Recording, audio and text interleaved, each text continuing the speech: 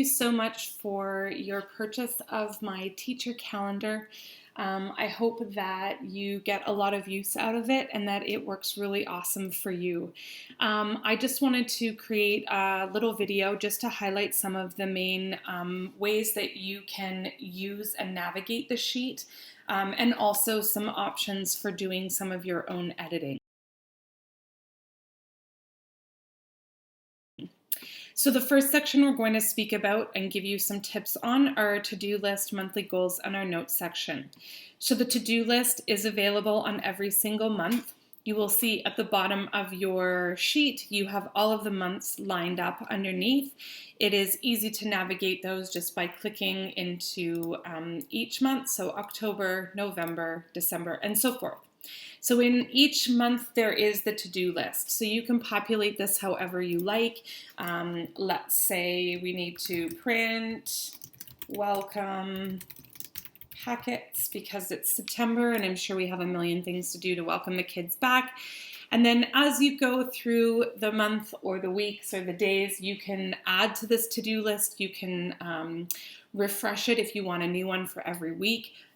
And as you go, these checkboxes on the side are really easy to use. You just literally click the checkbox when you are completed your task. If you wanted to, you're welcome to add a new section of them. You would just select all of this, copy, and then you can paste it over into another side of the calendar. If you wanted more than one to-do list, you could always connect these two if you didn't want to use the monthly goal but needed more to-do list space. So this is the point, fully editable. So the monthly goals works the same way as the to-do list. You can use the check boxes and then write in your goals in the boxes provided. And then your notes section is just a really simple, easy section for you to add any notes that you might need to take during the month, to put in some phone numbers or link resources or websites or whatever you want to use that section for.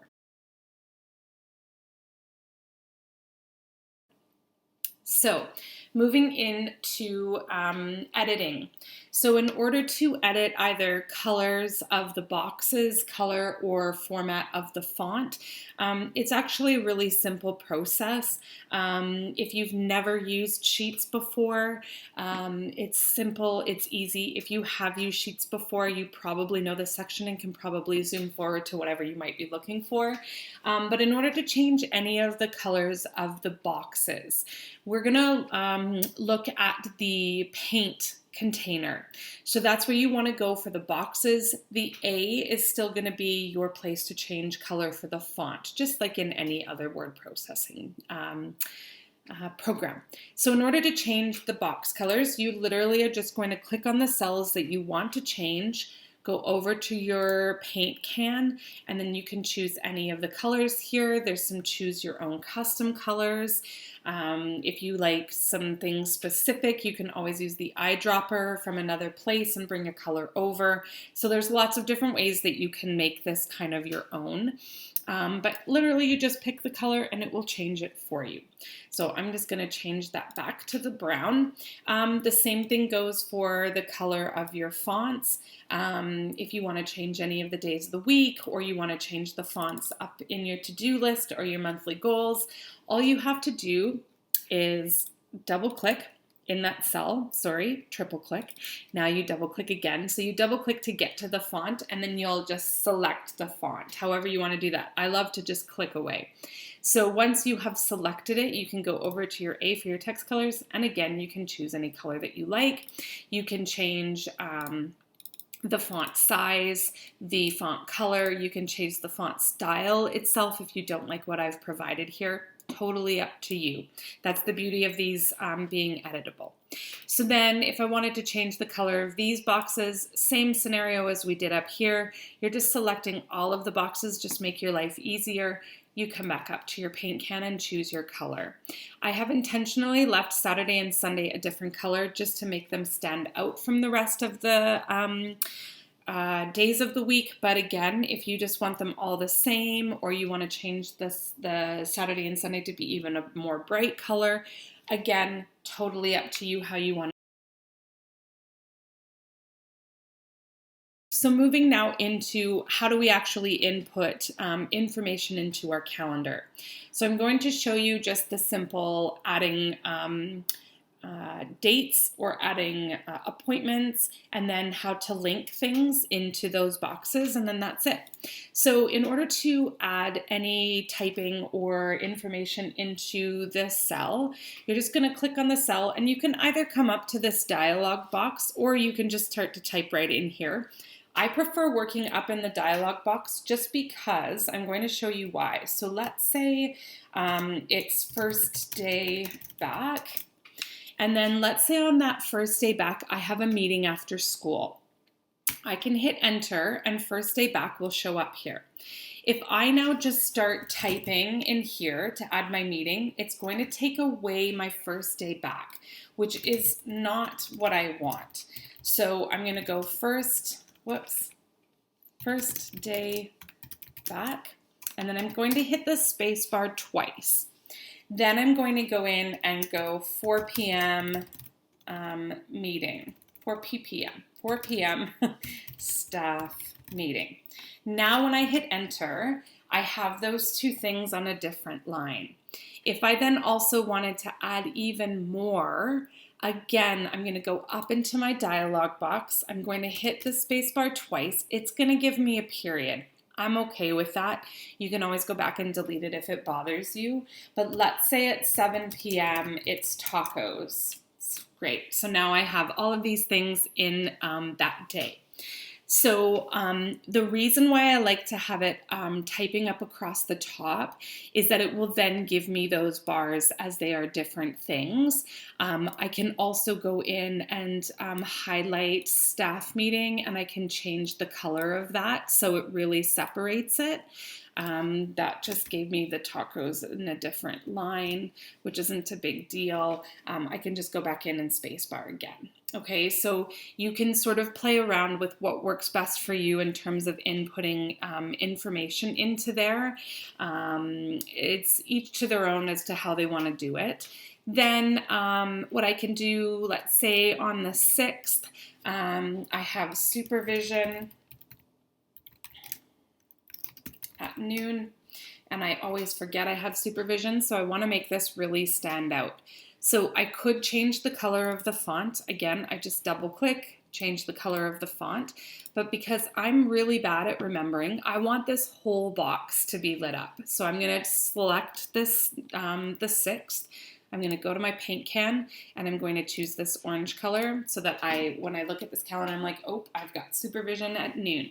So the one thing with that is you need to make sure that you have text in that cell in order to change the color of that box. Okay, so just keep that in mind. You can't just color them without anything in the box in terms of text.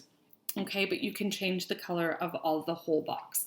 Another option would be, maybe I don't do it for that, but I change the color of the actual, the day here, so the 6th, just to give me a heads up, like, oh, the 6th is an important date.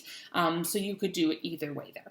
Okay, now let's say on the 15th, I want to add a link to a lesson plan.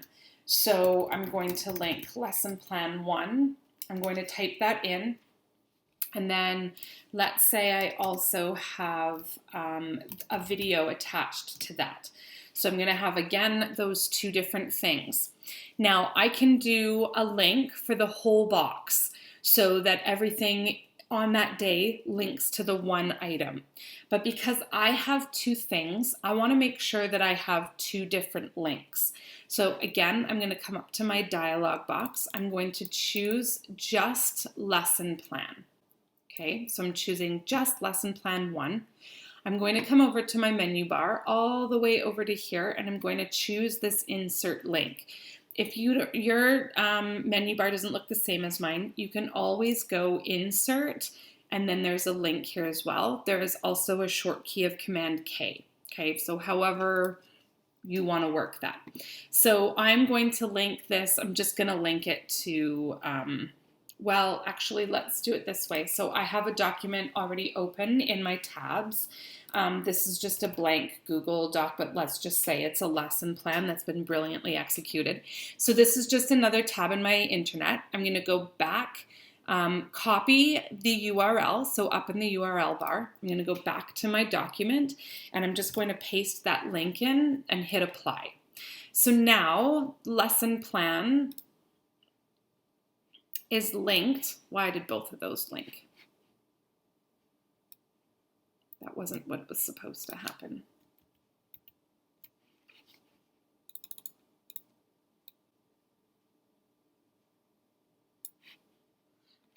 So I'm going to highlight lesson plan. I'm going to choose link, paste my URL, and apply. So now lesson plan 1 is just simply on its own, and video is not also linked into that. So that gives me the option to have two different links in one section. So let's say that I now want to link my video. So again, I just highlight video, click link, and then let's just we'll do Harry Styles. Why not? I don't know why that's on there, but that's okay. So then, so now you will see that my video is Harry Styles and the lesson plan is also linked in here. Okay, so you can see I have these two links. And so you can add as many links into one box as you like. You just have to have the text in order to link. The alternative to that, is if I wanted this whole date to be linked, I can just choose the box. I can link, let's say we'll just link the September calendar there, and now it will automatically make a link for me, okay? If you're taking from your Google Doc, it will show up in that drop-down menu, and you can choose it from there, and it will name it whatever you've named it in your Google Drive. So I hope you guys found this video somewhat helpful, even just as an intro to the calendar. If you have any specific questions, you can email me and I will do my very best to help you. YouTube has some great videos too on tutorials on anything that might be more in depth than you got here, but I think you will find that that is all you're going to probably need. And yeah, happy planning. Have a great school year.